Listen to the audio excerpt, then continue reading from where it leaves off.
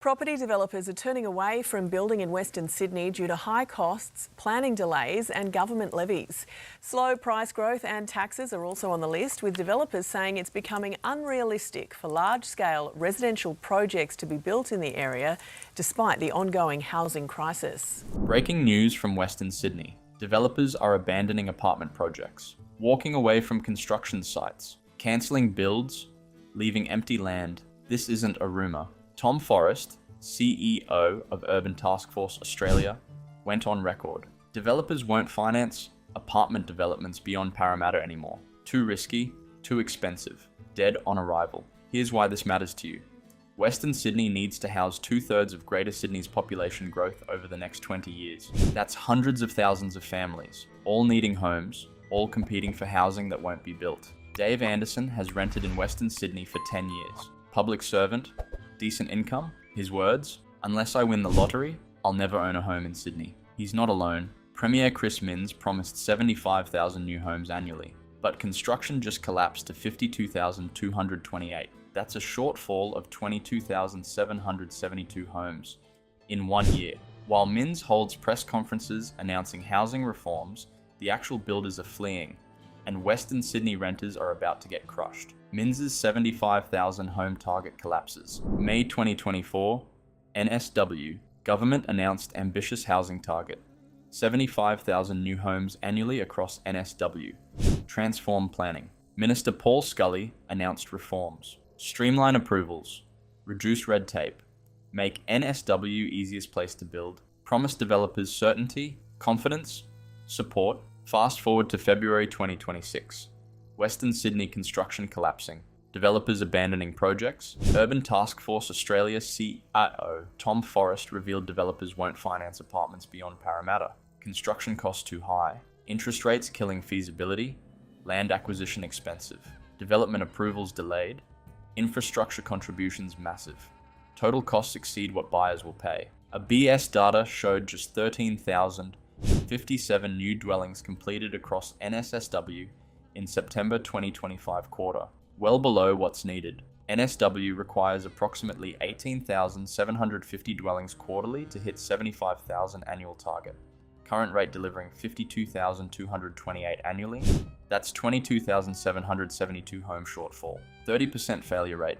First year of Minns' plan. Western Sydney University report found Western Sydney at epicenter of state's housing crisis. Squeeze only likely to worsen. Region expected to accommodate nearly 2/3 of Greater Sydney's overall population growth over next 2 decades. But construction infrastructure can't support it. Planning approvals behind schedule, land releases delayed, essential infrastructure missing.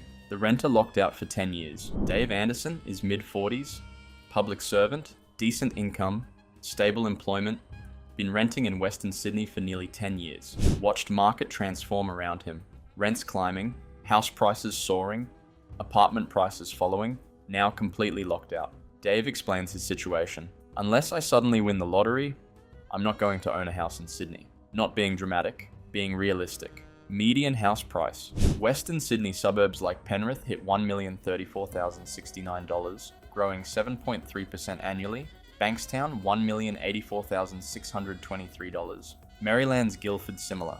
Dave needs $200,000 deposit for 20% down, or $100,000 for 10% using first home guarantee. Even then, serviceability problem. $900,000 loan at 6.8% interest. Monthly repayments roughly $6,100. On public servant salary around $90,000. Take home $5,600 monthly. Repayments would exceed income. No bank approves. Dave advocates converting more land to apartments. There's ample space available, he argues. Western Sydney has land. Government announces growth areas. Aerotropolis near new airport. Claymore renewal. North Parramatta redevelopment. But developers not building. Tom Forrest confirmed financing apartment developments beyond Parramatta. Nearly impossible. Banks won't lend. Private equity won't invest. Construction costs up 40% since COVID. Interest rates at 6.8%. Projects dead on arrival. Dave now trapped. Can't buy house. Can't buy apartment. Apartments not being built. Stuck renting. Paying $550 weekly for 2-bedroom unit. That's $2,383 monthly. 42.5% of take-home income. Severe rental stress. But options? Move further west. Campbelltown, Camden, hour commute each way, or leave Sydney entirely. After 10 years building career, building life, forced out because developers won't build and government can't deliver. Why developers are fleeing Western Sydney? Reason 1, construction costs up 40%, labour shortages, material costs, compliance expenses. An apartment costing $250,000 to build in 2019 now costs $350,000. But sale prices haven't risen proportionally. Western Sydney buyers can't afford $650,000 apartments. They're priced out, so developers can't make feasibility work. Reason 2, land acquisition costs exploded. NSW government releasing land in growth areas, but prices high. Infrastructure contributions add $50,000 to $80,000 per dwelling. Developer contributions. Section 7.11, Section 7.12. Water, sewer, roads, parks, schools. Every level of government extracting money. Total costs killing projects. Reason 3. Interest rates destroyed financing. Reserve Bank raised rates 13 times, from 0.1% to 4.35%, then cut to 3.60%. Still elevated. Banks assess construction loans at even higher rates. Add serviceability buffer. Many projects can't secure financing. Private equity same. Returns not attractive enough. Risk too high. Reason 4. Planning delays crushing certainty. Despite Scully's reforms, approvals still take 18 to 24 months, sometimes longer. Developers hold land, pay interest, pay rates, no revenue. Time kills projects. By time approval granted, market conditions changed. Feasibility dead, project cancelled. Reason 5. Infrastructure missing. Western Sydney growth areas need transport. Schools, hospitals, roads, water, sewer. Government promising, not delivering.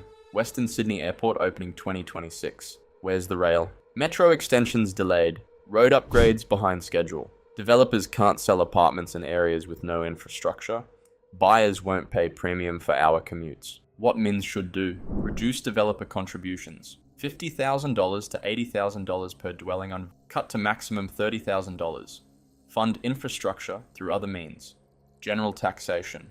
Not upfront development levies killing projects. Fast-track planning approvals. 6 months maximum, not 18 to 24 months. Streamline processes. Pre-approve standard designs. Eliminate bureaucratic delays. Make NSW actually easiest place to build. Invest in trunk infrastructure.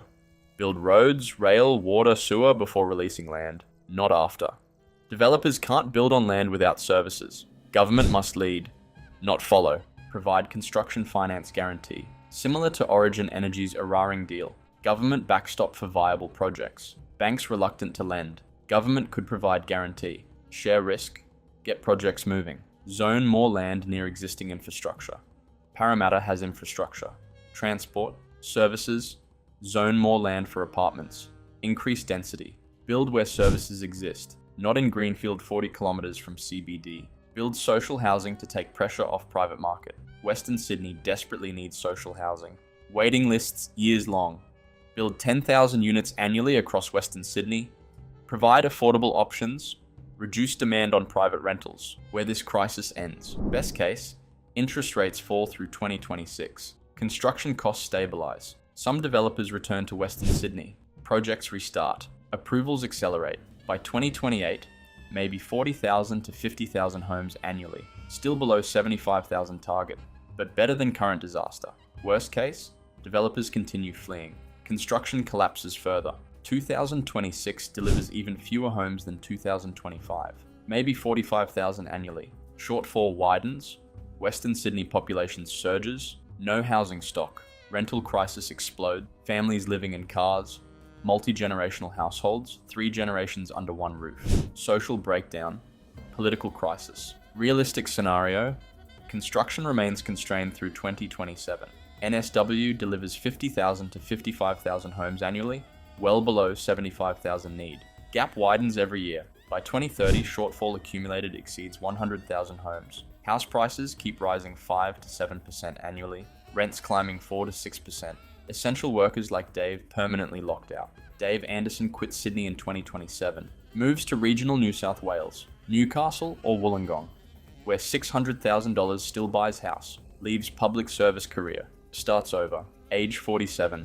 Because Western Sydney developers wouldn't build, government couldn't deliver, and MINS's 75,000 homes remained fantasy. The panic MINS won't admit. Western Sydney, at epicenter of NSW housing crisis. Region expected to accommodate nearly 2/3 of Greater Sydney's population growth over next 2 decades. But developers abandoning apartment projects. Tom Forrest confirmed financing developments beyond Parramatta nearly impossible. Construction collapsed to 13,057 dwellings September 2025 quarter. Need 18,750 quarterly for 75,000 annual target. Current rate 52,228 annually. Shortfall 22,772 homes. 30% failure rate.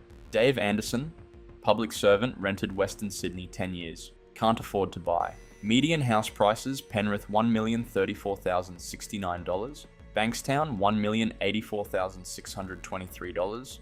Needs $200,000 deposit or $100,000 with first home guarantee. Even then can't service loan. Trapped renting, paying $550 weekly, 42.5% of income. Severe rental stress. This is how Premier Chris Minns's housing targets became Western Sydney's housing collapse. When construction costs rise 40% and government does nothing to help developers, projects die. When planning approvals take 18 to 24 months, feasibility killed. When infrastructure contributions add $50,000 to $80,000 per dwelling, apartments become unaffordable.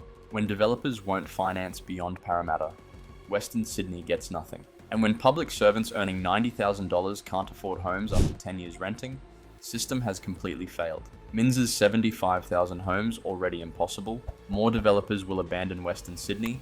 More projects will die. More workers will be locked out. Hit subscribe to see how bad it gets.